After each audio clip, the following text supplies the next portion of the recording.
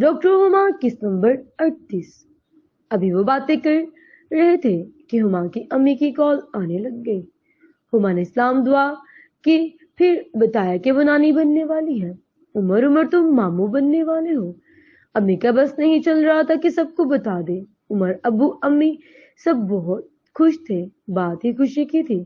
انور کہیں باہر چلے، میرا کہیں باہر جانے کو دل کر رہا ہے۔ اوکے میری پیاری بیوی، بندہ حاضر ہے 24 گھنٹے۔ انور جیسے آفس سے آیا تھا ویسے ہی ہما کو لے کے ایک فارم ہاؤس میں لے گیا۔ انور کا فارم ہاؤس تھا، وہ کبھی کبھی وہاں جاتا تھا، وہاں صرف نوکر ہی ہوتے تھے۔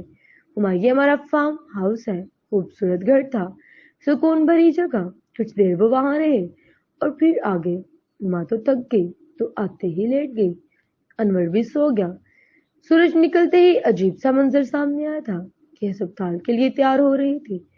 ہما، کہیں جا رہی ہو؟ کیا مطلب؟ میں پہلے کہاں جاتی ہوں؟ ہما، نہیں، اب تم ہسپتال نہیں جاؤ گی۔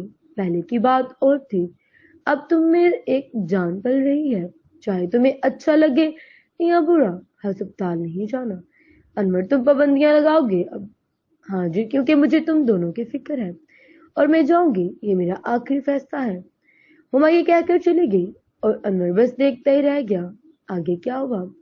اس کے لیے اگلی قسط دیکھیں۔